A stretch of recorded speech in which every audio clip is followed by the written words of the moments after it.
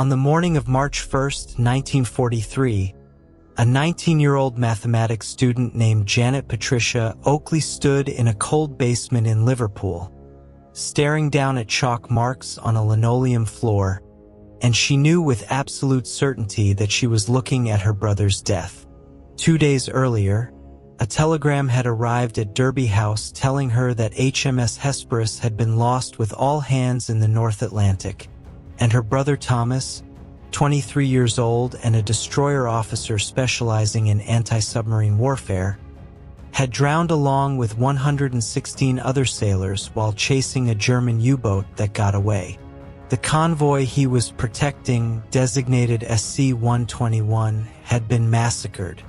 13 merchant ships sunk, 72,000 tons of cargo sent to the bottom, 6 escort vessels damaged, and the destroyer Thomas served on had taken a torpedo while pursuing a submarine that had already submerged and escaped, breaking the ship in half and sending it down in just 4 minutes.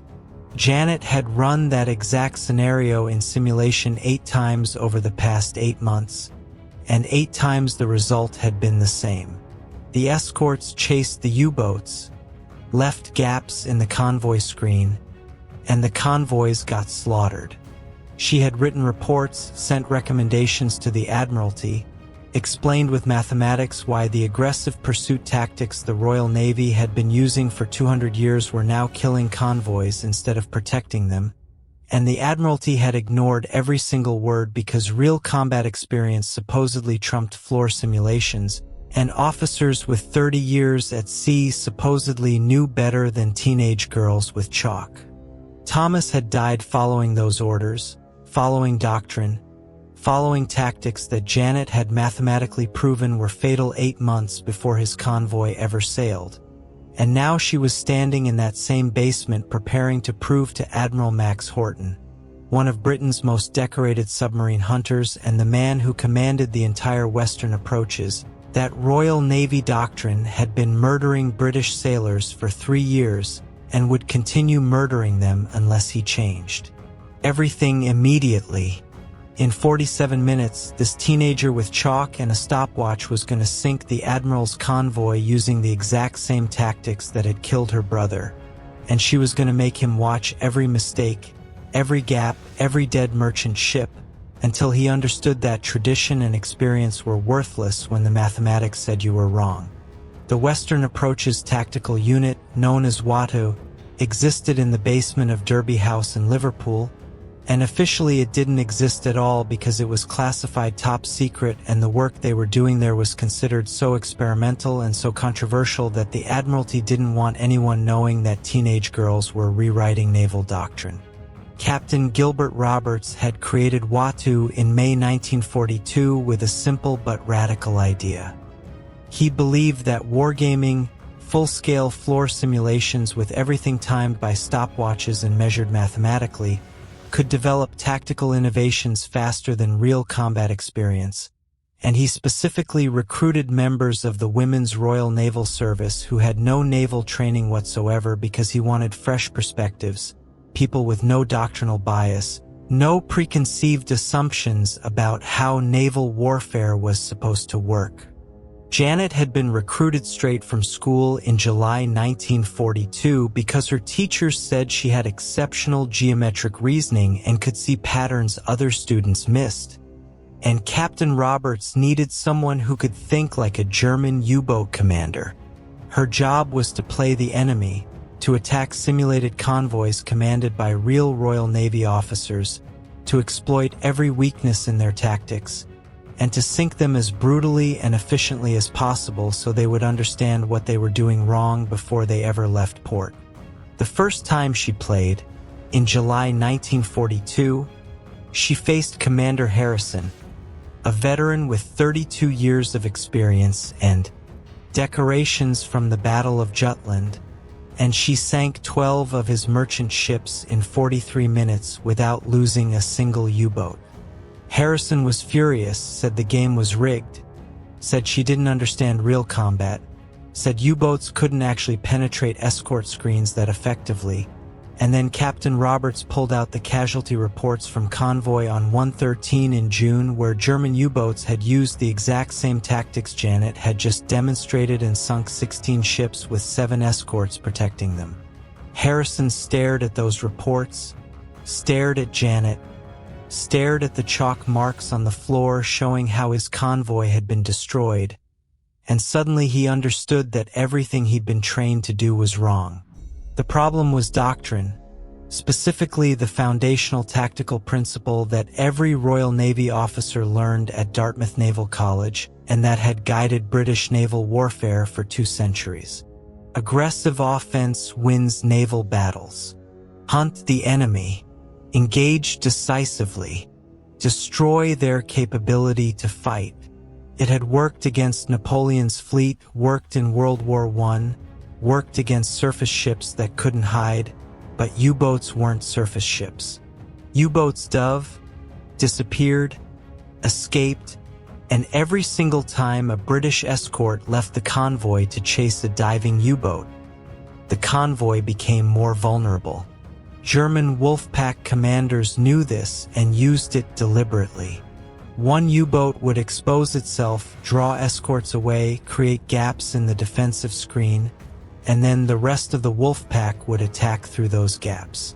It was mathematically elegant, tactically brilliant, brutally effective, and British escorts fell for it every single time because 200 years of tradition said that hunting the enemy was always the right answer. Janet had no tradition, no naval training, no doctrinal assumptions, just mathematics and pattern recognition. And after 8 months of running simulations, she could predict with absolute accuracy what would happen when escorts chased U-boats.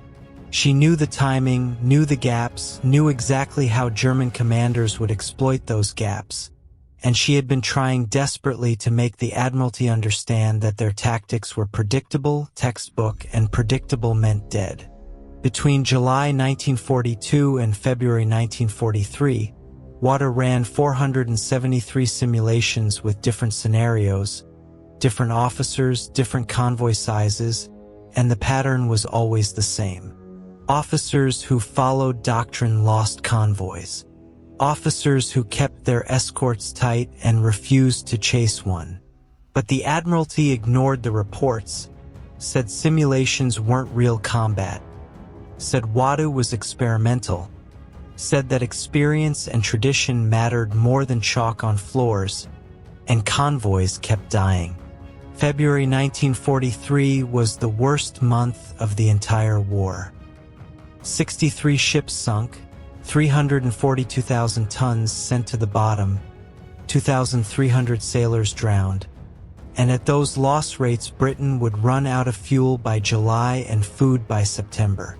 The war would be over because Germany had starved Britain into surrender without ever invading, and Royal Navy doctrine was the reason why. Convoy SC-121 was the breaking point.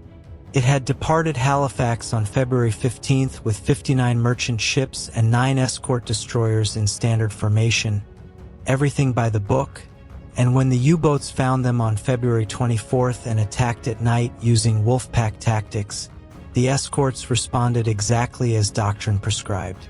They chased the submarines, used aggressive pursuit, fired depth charges and star shells, did everything they'd been trained to do, and by dawn on February 26, 13 merchant ships were sinking and 6 escorts were damaged. HMS Hesperus took a torpedo while chasing a U-boat that had already submerged and escaped, and Thomas drowned in the North Atlantic because his ship had left the convoy to hunt a submarine that got away.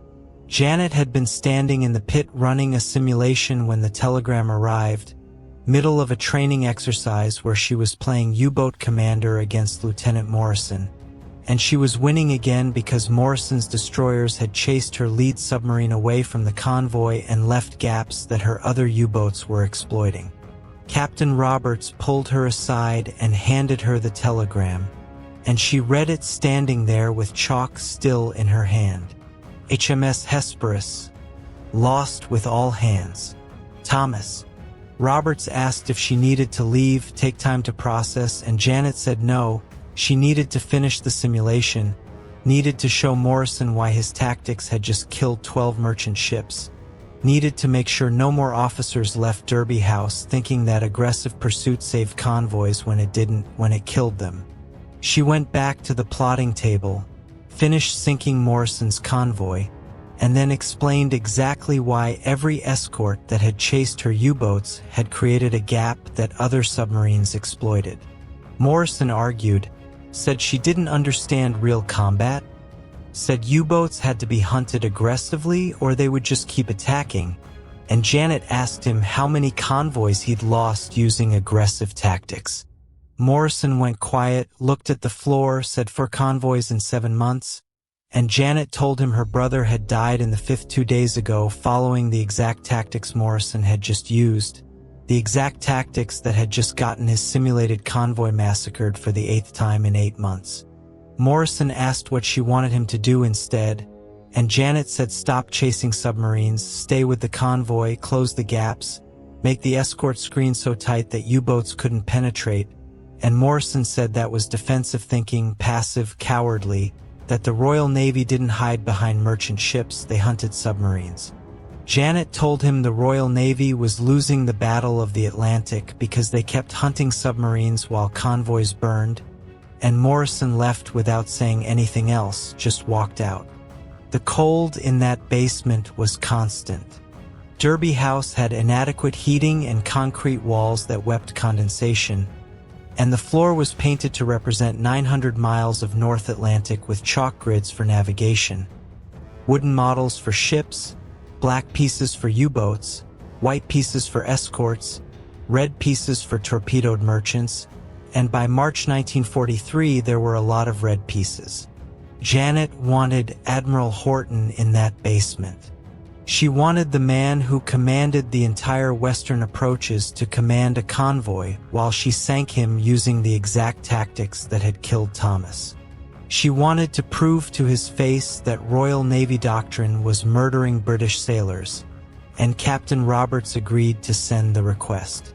Formal invitation, Western Approaches Tactical Unit Demonstration, March 3rd, new tactical doctrines developed through wargaming simulations. Horton accepted. He was curious, skeptical but curious, and on March 3rd, 1943, at 8:47 in the morning, Admiral Max Horton arrived at Derby House. Roberts briefed him, explained the simulations, the mathematical modeling, the tactical testing, and Horton listened, took notes, didn't comment, and then he said he wanted to command the escorts personally, see if these teenage girls could actually sink him. They set up the simulation with 50 merchant ships, 8 escort destroyers, complex scenario, mid-Atlantic winter conditions, limited visibility, and Janet commanded 3 U-boats while Jean Laidlaw commanded 3 more. Both of them had been playing for 8 months and knew every weakness, every gap, every moment of vulnerability in standard escort doctrine. Horton took command and positioned his destroyers exactly as doctrine prescribed: wide defensive perimeter, aggressive coverage, overlapping search zones, the same formation that every officer used because doctrine prescribed it, the same formation that had killed Thomas. Roberts gave the signal and the game began. Janet didn't feel angry or sad, just cold mathematical focus. She had killed Thomas in simulations 63 times over 8 months, using German tactics against British doctrine, proving the doctrine was fatal, and now she would kill Horton the same way. She moved her lead U-boat into visual range at 9:14, let Horton's escorts spot her, deliberately exposed her position, and Horton responded immediately with 2 escorts breaking formation to chase her with star shells and depth charges, exactly as the textbook said. Janet's U-boat dove and disappeared while Jean's submarines were moving into the gaps the escorts had left. Horton was trying to maintain screen integrity, trying to cover the gaps, but he was following doctrine, and doctrine said pursue aggressively, so every time he chased he created new gaps, and every gap was an opportunity, and every opportunity was a dead merchant ship. Jean's U-boats penetrated the screen at 9:31, got inside the convoy formation, and started attacking. The simulation ended at 10:01, 47 minutes after it started. 17 merchant ships destroyed, 0 U-boats sunk, the convoy devastated. The room went silent. Horton stared at the board, at the red chalk marks, at the 17 destroyed ships that would have been 1,700 dead sailors in real combat. And Janet stood there holding her chalk, 19 years old, 2 days after her brother's funeral, staring at the admiral who had just followed the doctrine that killed Thomas. Captain Roberts started to speak, but Horton raised his hand for silence, and then he looked at Janet, looked at Jean, looked at the destroyed convoy on the floor, and said 5 words that changed the entire Battle of the Atlantic. "This works. Teach every commander." Horton spent 2 hours questioning them, asking how they predicted escort movements, how they exploited gaps so effectively, how they coordinated attacks so precisely, and Janet explained everything. Mathematics, pattern recognition, timing calculations, where escorts would be when they reacted, how long they would stay away from the convoy, how those absences created penetration opportunities. All of it could be calculated, all of it could be predicted, all of it could be exploited. Horton understood because he had been a submarine commander 30 years earlier and had used similar tactics, but he had never analyzed them from the convoy escort perspective, never realized how predictable British doctrine made escort responses, how exploitable the tactics were, how every aggressive chase created opportunities for patient Wolfpack commanders. He asked why the Admiralty hadn't implemented WADA's recommendations, and Roberts said they had been told simulations weren't realistic, that experience trumped floor games. Horton asked how many convoys WADA's analysis predicted would fail using current doctrine, and Janet said all of them, that if escorts kept chasing U-boats every convoy would lose ships, that the mathematics was absolute. Horton asked if she could prove that, and Janet said she already had 63 times in 8 months, including convoy SC-121 on February 24th, that she had run that exact scenario 8 days before the real convoy sailed, predicted the escorts would chase U-boats, predicted the Wolfpack would penetrate the gaps, predicted 13 ships would sink, and 13 ships had sunk exactly as she had calculated.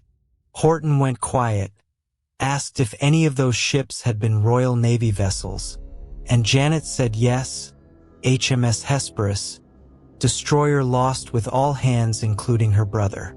Horton stared at her and didn't speak for 30 seconds, and then he asked what tactics would have saved the convoy. Janet walked him through it: tight escort screen, no chasing, maintain formation integrity, close all gaps, make the convoy impenetrable, and she ran the simulation again with the same scenario and the same U-boats but different escort tactics. This time the escorts stayed tight, and no matter what Janet did they wouldn't break formation, wouldn't chase, wouldn't create gaps. Her U-boats couldn't penetrate, couldn't get firing solutions, couldn't do anything except circle uselessly outside the screen. 0 merchant ships sunk, 0 escorts damaged. Complete defensive victory. Horton asked if real U-boat commanders would actually withdraw when facing tight screens, and Roberts showed him captured German after-action reports describing encounters with what they called hedgehog formations, impenetrable defensive formations they couldn't crack, multiple reports of wolf packs withdrawing without attacking because penetration was impossible. Horton nodded slowly and then gave orders. Every escort commander in the western approaches would be trained at Watu, every single one, no exceptions, and they would learn the new doctrine, practice against Wrens playing German tactics, lose simulations repeatedly until they understood why aggressive pursuit killed convoys, and they would implement tight defensive screens immediately. The order went out March 4th, and within a week officers started arriving at Derby House by the dozens, commanders with decades of experience and lieutenants fresh from training, all of them forced to sit in a freezing basement while teenage girls sank their convoys and explained why. Between March and July 1943, WWII trained 2,500 Royal Navy officers, and every lesson was documented, every successful tactic was recorded, every officer left Derby House with explicit instructions on implementing defensive escort screens. The tactical innovations had code names like Raspberry, Beta Search, Pineapple, and Step Aside, and each one addressed specific vulnerabilities in the old doctrine. The results were immediate. In May 1943, German U-boats suffered their worst losses of the entire war, with 41 submarines sunk in 31 days, and Grand Admiral Donitz called it Black May. By June, he had withdrawn his submarines from the North Atlantic because the wolf packs were being decimated and the convoy routes were secure. British merchant ship losses dropped 73% between March and September. Convoys were getting through, supplies were reaching Britain, the starvation threat was over. The Battle of the Atlantic had turned in 4 months, not because of technology, not because of Enigma decryption, but because teenage girls with chalk had proven that defensive escort tactics worked and aggressive pursuit didn't, because Janet Patricia Oakley had used her brother's death to force the Royal Navy to change doctrine that had been killing sailors for 3 years. Thomas's ship was never replaced, HMS Hesperus was lost, but the tactics that killed his convoy were abandoned, and every convoy after March 1943 used tight defensive screens, stayed together, didn't chase submarines into gaps, and the convoys survived, thousands of them, tens of thousands of sailors, all saved because escorts stopped following doctrine that teenage girls had proven was fatal. When the war ended, WWII was classified and everything they had done was buried in top-secret files. The Wrens were bound by the Official Secrets Act, couldn't talk about their service, couldn't tell families, couldn't mention it in job applications. Janet married in 1947, had 3 children, lived quietly, worked as a mathematics teacher, and never mentioned the war. For 30 years, nobody except a handful of WWII veterans knew what she had accomplished. In 1998, a comprehensive study concluded that WWII's tactical innovations had saved approximately 4,000 merchant ships and 48,000 Allied sailors between 1943 and 1945. For 1,000 ships that would have been sunk, 48,000 sailors who would have drowned, saved because teenage girls saw patterns admirals missed. Janet Patricia Oakley died on November 5, 2009, at the age of 86, and her obituary in the Times was 1 paragraph. Former Wrens officer who served in naval operations during World War II, no details, no mention of Watu, no mention of the 48,000 lives saved. But the tactics survived. If you visit the National Maritime Museum in Greenwich today, there's a small exhibit about Watu with photographs of the pit, chalk floor grids, ship and submarine models, and one photograph shows the WWII staff in 1943, 11 Wrens in the pit, and Janet is third from the left, 19 years old, piece of chalk in her hand, looking directly at the camera. She looks determined, focused, completely unaware that the innovations she was developing would save 48,000 lives. That photograph is Janet's real legacy, not recognition, not fame, not credit, but the chalk, the mathematics, the pattern recognition, the courage to tell admirals their doctrine was murdering sailors when thousands were dying because nobody would change. That's how wars are actually won, not through brilliant generals but through mathematicians who notice doctrine is failing and have the courage to prove it, through people like Janet who calculate what works, demonstrate what doesn't, and force institutional change while people are actively dying. Janet Oakley stood in a freezing basement with chalk 2 days after her brother's funeral and proved to Britain's most decorated submarine hunter that his doctrine had murdered her brother and would murder thousands more unless he changed immediately. and she sank his convoy in 47 minutes using the exact tactics that killed Thomas, made Horton watch every mistake, every gap, every dead merchant ship, made him understand that tradition and experience were killing British sailors, and mathematics could save them, and almost nobody knows her name.